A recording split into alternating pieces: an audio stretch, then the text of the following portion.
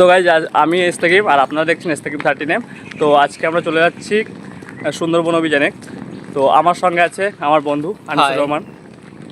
তো কিছু বলবে দাদা? আমরা আজকে 31শে ডিসেম্বর আমরা ফিরবো 1 বছর পরে। টোটাল আমাদের মতো এরকম সম্ভবত 1 বছর সুন্দরবনে কেউ মনে হয় বেড়াতে যায়নি। আমরা এবছরে যাচ্ছি, সামনে বছরে ফিরবো।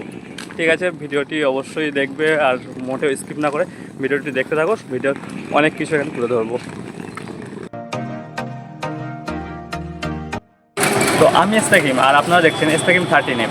তো আজকে আমি চলে এসেছি, যেহেতু সুন্দরবন অভিযান চলছে, তোমরা প্রথমেই ইন্ট্রো দেখে বুঝে গেছো। তো আমরা চলে এসেছি বিদ্যাধারী নদীর যে হারোয়ার যে ঘাটটা আছে সেই ঘাটে। আর ঘাটেই লঞ্চ আছে, যেহেতু যতক্ষণ জোয়ার না আসছে ততক্ষণ তো আমাদের লঞ্চটা আমাদের ঘাটে আসতে পারছে না, সেই জন্য এখন এই পর্যন্ত। আর যখন আমরা লঞ্চে উঠবো তখন ভিডিওটা সেখান থেকে দেখতে পাবে। আর এই যে দূরেই দেখতে পাচ্ছ যে লঞ্চটা, সেটা হচ্ছে আমাদের লঞ্চ, আর সেটা আস্তে আস্তে ঘাটের দিকে আসছে। তো আজকে এই সুন্দরবন অভিযানে আমার সঙ্গে আছে আমার বন্ধু আনিসুর রহমান ফিরাজ, আর তারও একটা ইউটিউব চ্যানেল আছে যেখানে আমার থেকে অনেক বেটার কোয়ালিটির ভিডিও বানায়। ঠিক আছে, অনেকটা একই কন্টেন্ট এবং অন্য টাইপেরও কন্টেন্ট আছে। তো চ্যানেলের নাম আমি আনিসুর রহমান, আমার চ্যানেল সাইকেল অ্যাডভেঞ্চার।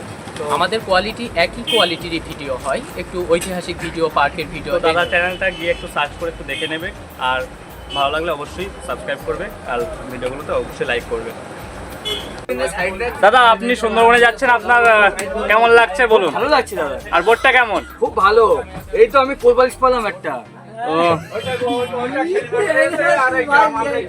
আচ্ছা, আর কিছু বলুন আপনার এখানে এসে, মানে পথে আসতে কি কোনো? না না, আমাদের এসি গাড়িটা খুব পুরো প্লেনের মতন গাড়ি পেয়েছিলাম। দাদা আপনি এখন কোথায় যাচ্ছেন? আমি এখন সুন্দরবন ট্যুরের জন্য প্রোগ্রাম হচ্ছে। কেমন লাগলো কেমন আসতে? তাই বোটে ভালোই লাগলো। তো যাই হোক, বছরের শেষে একদম 31 ডিসেম্বরে এসে যে এত সুন্দর একটা বোট পাবো, এটা সত্যিই ভাবা যায়নি। বোটের ভিতরে দেখতেই পাচ্ছ যে বেডগুলো কত সুন্দর, এবং এখানে এক এক সাইডে 5টা করে 10টা বেড আছে। তো বলতে বলতেই আমাদের সুন্দরবন যাত্রা এইখান থেকে শুরু হয়ে গেল। তো এখন আমরা আছি রায়মঙ্গল নদীর উপরে, আর এইখানটাতে আসলে অনেকটা সমুদ্রের মতো ফিল করবে, এবং এখানে যে ঢেউগুলো আছে অনেকটা নদীর মতো বলবো না বা সমুদ্রের মতো অত বড় বড় ঢেউ বলবো না। তোমরা ভিডিওতে কেমন দেখতে পাচ্ছ বুঝতে পারছি না, কিন্তু এখানে এসে অনেকটা ভালো লাগবে। আর আমাদের এখন গন্তব্যস্থল হচ্ছে পাখিরালয়। যেহেতু আজকে 31শে ডিসেম্বর, আর 1 জানুয়ারিতে অর্থাৎ 31শে ডিসেম্বরের রাত্রের থেকে ওখানে একটা মেলা হয়। ঠিক আছে, তো আমাদের গন্তব্য ওখানে, যে আমরা কত টাইমের মধ্যে পৌঁছাতে পারবো। আমরা যে আমাদের নাবিক আছে তাকে জিজ্ঞাসা করলাম, তিনি বললো যে 7টার মধ্যে আমাদের ওখানে পৌঁছে দেবে। তো আমরা সেখানে যাই, গিয়ে দেখি, এবং তার পরবর্তী আমাদের গন্তব্যস্থল হবে সুন্দরবন। এবং ভিডিওটি দেখতে থাকবো, ভিডিওতে সব কিছু দেখানো হবে। তো আমার সঙ্গে এবং আমার যে সহপাঠীরা আছে, আমরা তাদের থেকে রিভিউ জেনে নেবো যে এখানে এসে কেমন তাদের দিন কাটছে। তো আসো সবাই। আচ্ছা রাহুল, এই যে রাহুলদা আছে, রাহুলদা নায়ক বসে আছে, নায়ককে জিজ্ঞাসা করছি যে এখানে আজকে যে এসছো কেমন লাগছে তোমাকে? সুন্দর, ভালো লাগছে। আগে না আসলে বুঝতে পারতাম এত সুন্দর লাগবে, এত সুন্দর দৃশ্য। ঠিক আছে। আচ্ছা আমাদের বস আছে, বস ডন, ঠিক আছে, শফিকুল। দাদা এখানে এসে কেমন লাগছে? এখানে এসে খুব ভালো লাগছে। তো এই যে জায়গাটা আমরা আছি এখন, এই জায়গাটার নাম কি? এই জায়গাটা আমরা রায়মঙ্গল নদী দিয়ে যাচ্ছি। তো এই জায়গাটা কেমন ফিল করছো? জায়গাটা খুব সুন্দর উপভোগ করছি। আর মানে সকাল থেকে নাস্তা থেকে শুরু করে এখনো দুপুরে লাঞ্চ পর্যন্ত কি কি হয়েছে? সকালে নাস্তা হয়েছে, চা হয়েছে, কচুরি হয়েছে, চানা মশলা হয়েছে, সঙ্গে ডিম সিদ্ধ। আর দুপুরে লাঞ্চে হলো মাটন বিরিয়ানি, বেশ রিওয়াজি পিস ছিল, খেতে খুব সুন্দর হয়েছে। রান্নিদারও খুব ভালো রান্না করেছে, চাটনি পাঁপড়। তো আমরা এখান থেকে এখন কোথায় যাব? কোথায় আমাদের আছে? এখন আমরা যাচ্ছি, নেক্সট দিনে দেখা হবে আবার। আজকে আমরা যাচ্ছি তোমার পাখিরালয়। ওখানে গিয়ে রাত্রে হোল্ড হবে। আগামীকাল সকালে আমরা ওখান থেকে বেরিয়ে আবার আপনারা সামনে আমরা আসবো।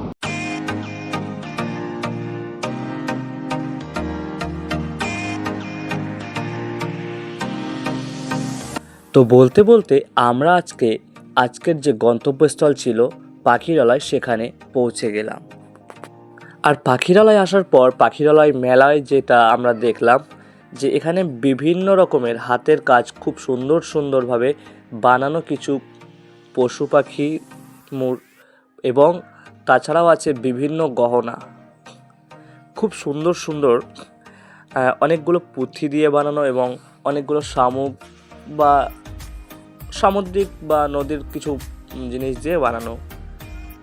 আর এখানে এই যে এগুলো দেখতে পাচ্ছ, এগুলো হচ্ছে যদি ফোন চার্জে দিয়ে থাকো তো সেখানে দেওয়ালে লাগিয়ে রাখলে ফোন হ্যাঙ্গারও বলতে পারো এটাকে।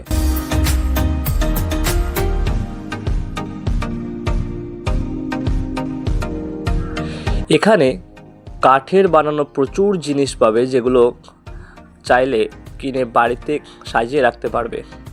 খুব সুন্দরভাবে হাতের কাজ এগুলো এখানে তারা করে রেখে দিয়েছে। আর এই পাখিরালয় যদি যাও, পাখিরালয় মেলায় অনেক নিত্য নতুন জিনিস দেখতে পাবে, যেগুলো আমাদের এখানে একদম তোমরা দেখতে পাবে না, এটা 100% গ্যারান্টি। তারপর আমরা চলে আসলাম আমাদের হোটেলে। আর সেখানে আসার পর শুরু হয়ে গেল আদিবাসীদের যেই পুরনো নাচ, অর্থাৎ আদিবাসী ডান্স। পরদিন সকালবেলা আমরা চলে গেলাম সজনেখালি। আর সেখানে দেখতে পেয়েছি অনেক কিছু, 250 বছরের পুরনো কচ্ছপ, আর কত ঘন জঙ্গল সেটা আমরা টাওয়ারের উপরে না উঠলে সেটা ভালোভাবে বুঝতে পারতাম না।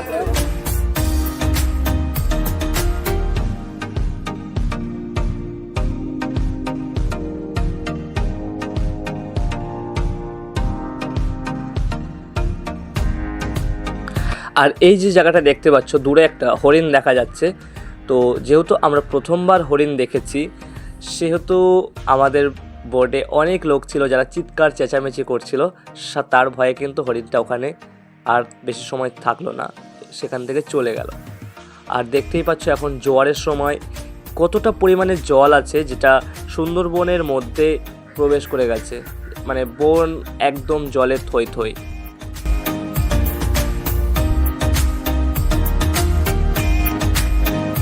এরপর আমরা চলে গেছি পঞ্চমুখী, অর্থাৎ এখানে 5টা নদীর মুখ এক জায়গায় মিলিত হয়ে গেছে।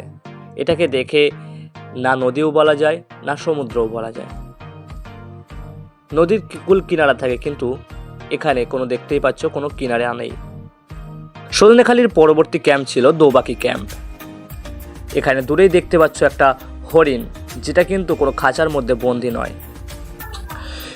আমার পিছনে যেটা দেখতে পাচ্ছ, আমরা যাব কিন্তু এখান থেকে বাম সাইডে, ডান সাইডের দিকে গেলে ওটা বাংলাদেশের দিকে চলে যাচ্ছে। এরপর আমরা চলে গেছিলাম ঝাড়খালি ওয়াইল্ড অ্যানিমাল পার্কে। আর পার্কের সামনের ভিড়টা একটু দেখে নাও, যে টিকিট কাটার জন্য কত লোকের ভিড় এখানে জমা হয়েছে। পার্কের ভিতরে খাঁচার ভিতরে দেখতেই পাচ্ছ যে একটা সুন্দর ময়ূর, আর এখানে দেখতে পাচ্ছ যে বাজ পাখি, সত্যি রাজা। এখানে এরা পাখিদের এমনি বলা হয় না। দূরেই কুমিরটা কিন্তু একদম মরার মতো করে পড়ে আছে।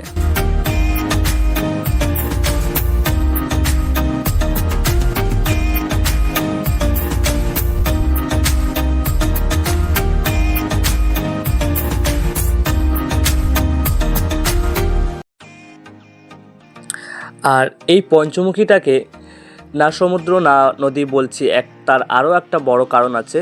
শুধু কিনারা যে দেখা যায় না এটা মেন কারণ নয়, এখানকার ঢেউগুলো অনেক বড়, এখানে কিন্তু ছোট ছোট লঞ্চ যেতে পারে না। এরপর চলে এলাম বুড়ির ডাবরি স্পটে। আর এই জায়গাটা সত্যি অনেকটা ভয়ের মতো।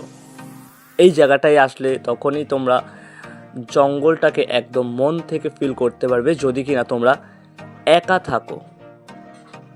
আমরা যেহেতু আমাদের টিমের সঙ্গে ছিলাম না এখানে, আমরা টিমদেরকে আগে যেতে বললাম, আমি আর আমার বন্ধু এখান দিয়ে একা যাচ্ছিলাম এবং তখনই কিন্তু এই জঙ্গলটাকে অনুভব করছিলাম। দেখতেই পাচ্ছ দূরে কিন্তু নদীটা বয়ে গেছে আর তার পাশ দিয়ে ঘন জঙ্গল। কত ভয়ঙ্কর দেখতে। আর বুড়ির ডাবরিতে গেলে প্রচুর বাঘের পায়ের ছাপ তোমরা দেখতে পাবে।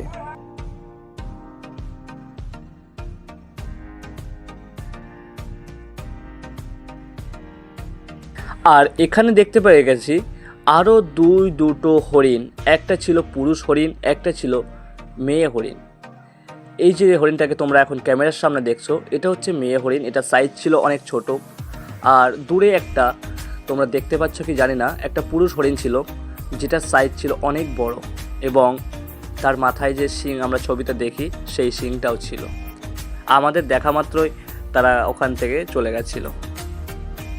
আর তার পরপরই আমাদের নাবিক আমাদেরকে একটা সরু নদীর মধ্যে নিয়ে গেছিলো, যে সরু খাড়ি তার মধ্যে দিয়ে নিয়ে গেছে এবং তার একদম জঙ্গলের পাশ দিয়ে যাচ্ছিল যখন, তখন বুঝতে পারছিলাম যে জঙ্গলটা কতটা ভয়ঙ্কর ছিল। দেখতেই পাচ্ছ এখানে একটা সুন্দর পাখি বসে আছে, তার গায়ে প্রচুর অনেক রকমের কালার ছিল।